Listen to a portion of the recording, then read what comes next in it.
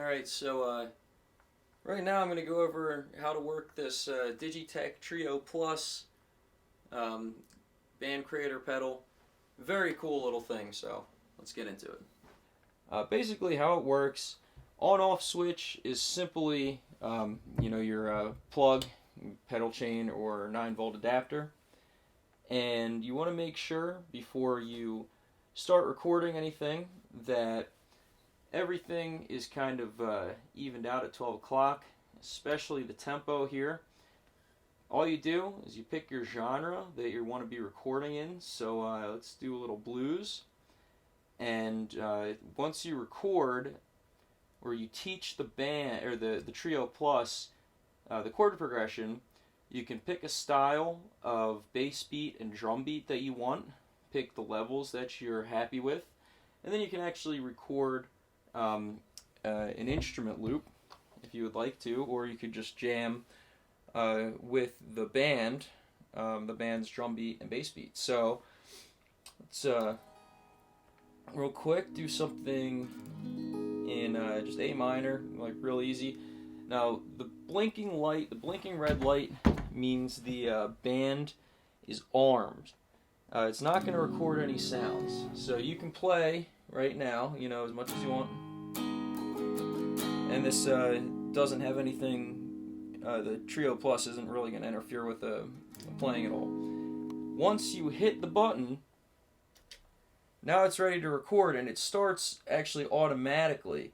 And 2, 3, 4, 1, 2, 3, 4, 1, 2, 3, 4, 1, 2, 3, 4, 1, 2, 3, 4, 1, 2, 3, 4, 1, 2, 3, 4, 2, 3, 4, and then you just go back. So now this will give me a variety of different styles. So you can see how I changed it a little bit there.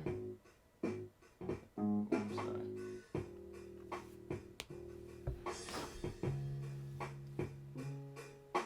Play with the sound volume a little bit, the intensity of it, and then let's see how well.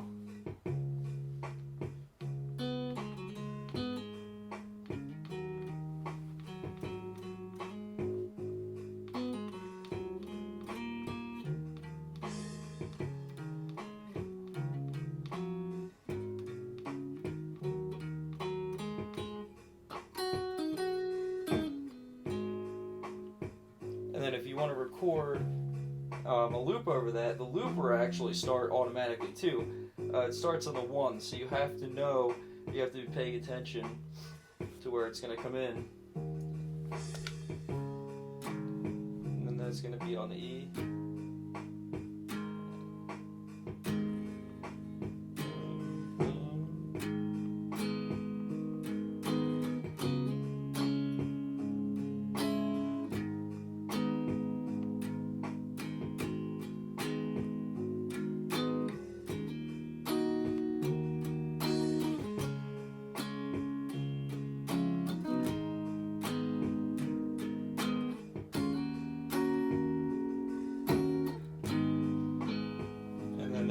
That'll loop it right there.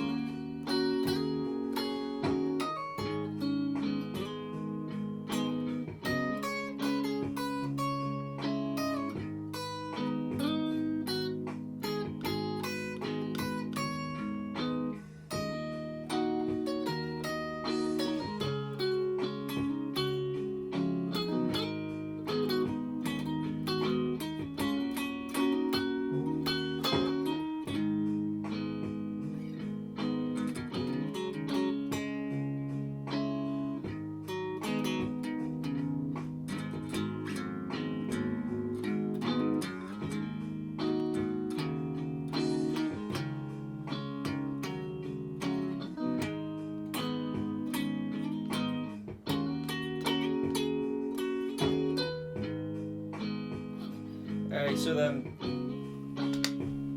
that will record an overdub right there. That's the only thing I don't like about this pedal, actually, is in order to remove a loop, you have to stop the band, and then you have to kind of double tap the looper. There you go, and now the loop's removed. And I believe, let's see, yeah, you can actually turn it on and off. There you go. And then it won't record a loop or anything once you turn it on again. But here's the kind of trick too, is that once you have a loop recorded, if you hit that again, like you saw me do before, it'll turn orange, and that records overdubs. And it'll basically record the overdub automatically.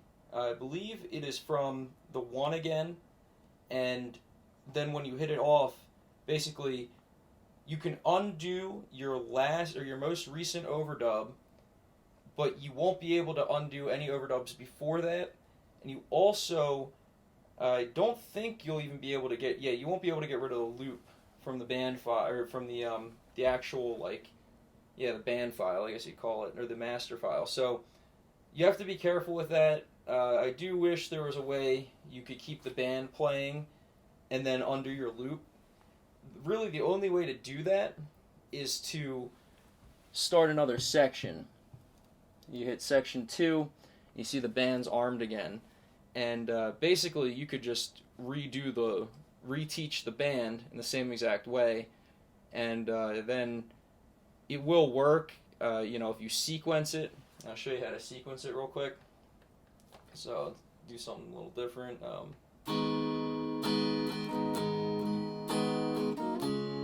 Oops, sorry.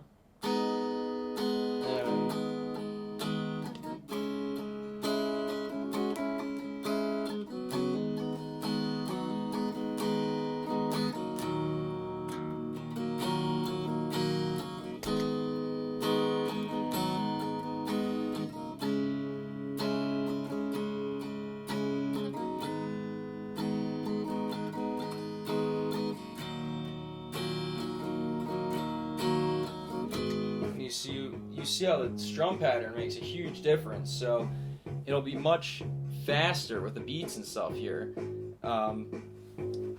Let's see if we can sequence it though. To sequence this thing, basically hit the sequence button till it starts flashing there, and I can just play this once, twice, and then hit that one more time, and hit the sequence button again. It'll flash. See, I hit that 2 times, and I hit that 1 time, flash twice, flash once. And now, if I start right on this and get this thing going, if I recorded a loop here, the loop would be playing. And after it goes around twice, you'll notice it'll jump into this one automatically for me. And it'll only play it once, and then it'll just stop because it's sequenced. So, I didn't hit it more than once. So you can listen for the one, listen for the turnaround. Here's the turnaround, so this is the second time. And you can see it starts flashing the second one because it's coming around. It's going to play after this ends.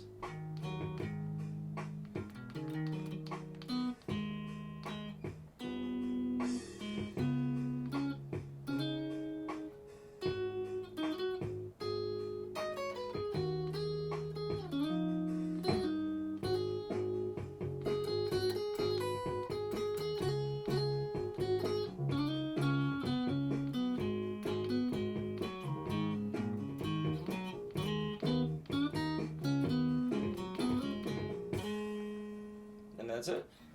There you go. So that's basically how you get started with this. And then if you wanted to save it as a song, this is the song button here. And you basically just hit it, and here is the first slot, which is already filled up with something. Second slot, which is what we just had. Third slot is something new. Now if you hit it there, it'll actually let's see. Oh, actually, well, yeah. Now I just hit it again and I picked this. It actually automatically saves the song. So like, if I hit the song button again, when I go here, and then you can see there's nothing saved here, unless that was a loop before. But oh, it is. So that was a loop I had saved before. It's simple to delete the songs though. Actually, yeah, actually that's it right there. If it's only one thing, you can delete it by just hitting that. But I do know this whole thing, which is a 5 sequence thing. Let's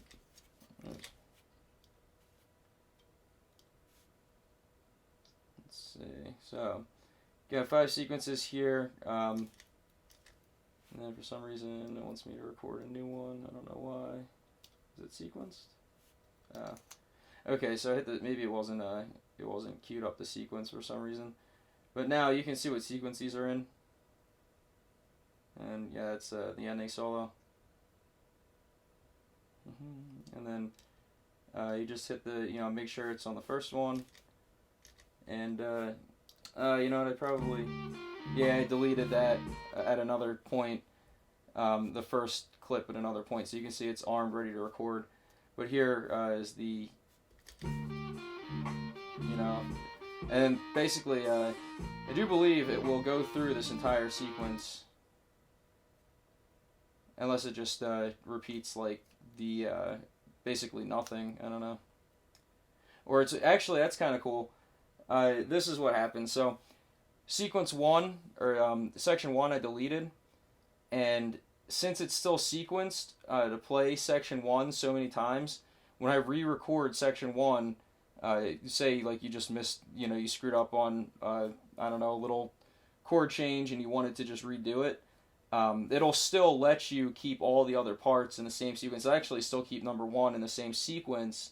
You just record the instrumental, or you just kind of reteach it how you want it to be, or chances are you probably taught it correctly, but you might have screwed up on the loop, and that way you can just redo the loop, and it'll still stay in the same sequence. So anyway, the pedal is definitely a lot of fun. Like I said, you could see how much sound I got just in that couple minutes that I was explaining it.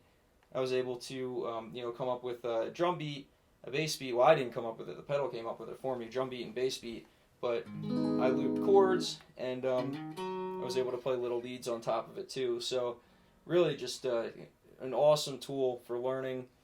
And like I said, even I do believe this could be used live. It is pretty easy to use and pretty reliable. So anyway, you got any questions? Feel free to leave some feedback. Other than that, comment. Let me know what you thought. All right, thanks for watching.